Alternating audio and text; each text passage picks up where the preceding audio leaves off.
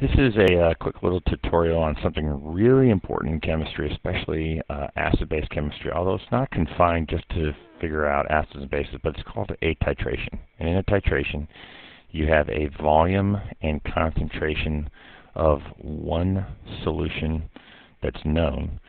You have an exact volume of a second solution, but an unknown concentration. And through stoichiometry, you figure out the unknown concentration. So this is really, really important. And this is just an animation that will help us prepare for the lab. So here's an example. I'm going to do a strong acid and a strong base.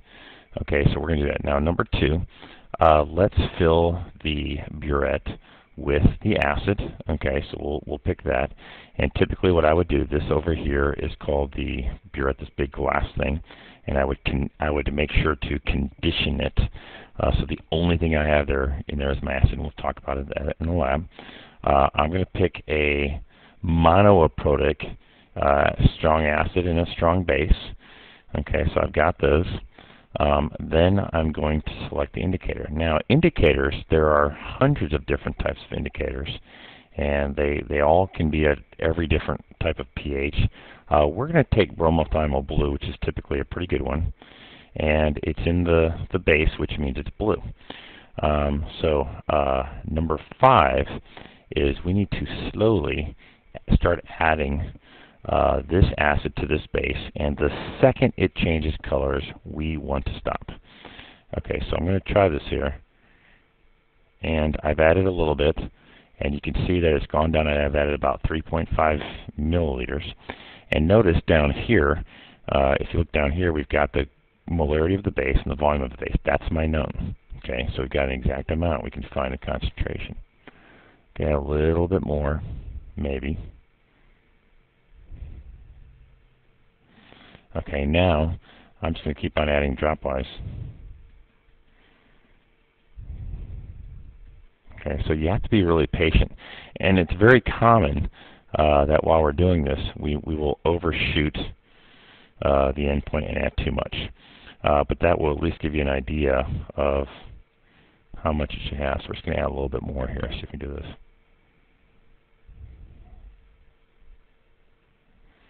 So we're just going to add a little bit more at a time. I don't want to add too much. Got to watch my time too, but we're just going to keep on being very patient. And it's really, really hard to be patient when you're doing this in the lab.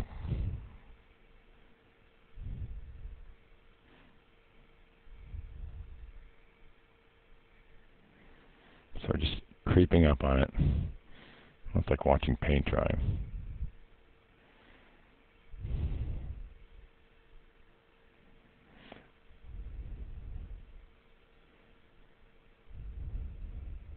Okay, and I probably added too much. So I'm definitely going to stop there. I probably should have done it dropwise.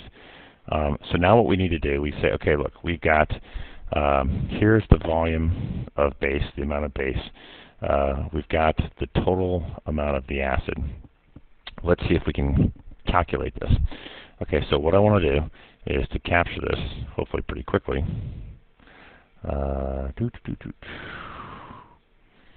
Place in new page, no. Okay, here's what I'm going to do. So there's that part. And we're going to put this down here. So here's our base. Now notice I've got the balanced equation, right? And so essentially, when I set this up, and this should be KOH, which is a problem, but it's pretty much the same thing. So this is KOH. KOH, and let's call that KCl. Okay. So we're going to set this up, and here's how we would eventually set it up. This is just a, so this says, okay, so if I've got 25.00 milliliters, okay, of my base, so of KOH, okay, times, let's get it, because this is always molarity, so I'll do 1,000 milliliters times 1 liter of KOH,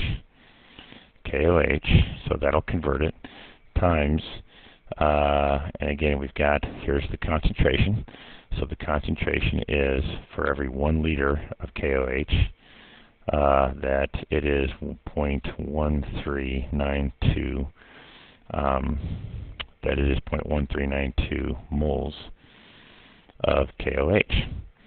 So what that's going to get me now, is if I use my handy dandy calculator, what I end up finding is this. Let's pull it up here real quick. For the calculator part, if we multiply this out, 25 divided by 1,000,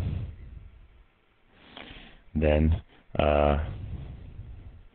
so we get 0.025 times 0.1392. Okay, that means we now have that we have of the base, we have 0.00348 moles of my KOH. Now, based on the balance equation, this is just stoichiometry. 0.00348 that's 348 moles of KOH. And based on the balance equation now, there is 1 mole of KOH for every 1 mole of HCl. Right? So that means I have 0.00348 moles of HCl. And because I'm running out of time, okay, now that doesn't give us the concentration yet. But what does give us the concentration is if we go back to here, notice we use 16.5 milliliters of the HCl. So I'm going to come back here and say, okay, well, 0.00348 moles of HCl divided by 0.0165 liters of HCl solution will give me the molarity of the HCl. My guess is 0.0348 divided by 0.0165. Okay, and the answer is, it is about 0.210 molarity, moles per liter, of HCl. So I'm then going to go back to here and make sure I get the right answer, 0.210, and I'm going to put in, I'm going to put in here 0.210, and my guess is it's probably going to be the wrong answer because it's a little too concentrated, but we might get lucky. Let's hit OK and see if we got it, and that was incorrect. So the reason it was incorrect is because if you notice, I added way too much, okay? And so my guess is if we go back, let's do like 0.2 and see what it says. Yeah, I don't think it's going to.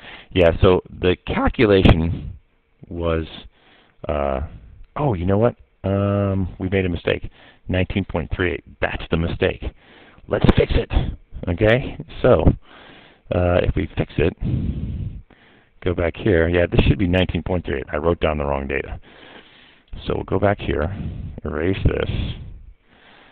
19.38 is, yeah, when I'm in a hurry, 0.01938 liters.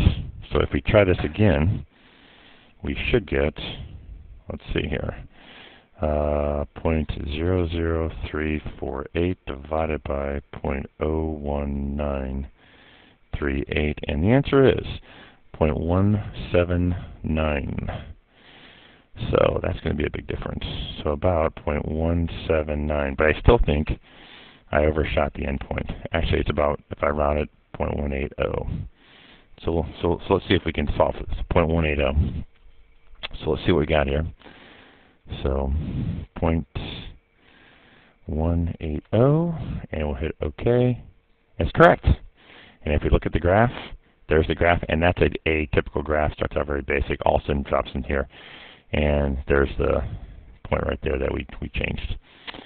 So we got it. That's awesome. Even when I made a mistake, I was able to figure out the mistake and fix it. So you just got to take your time and record the correct data.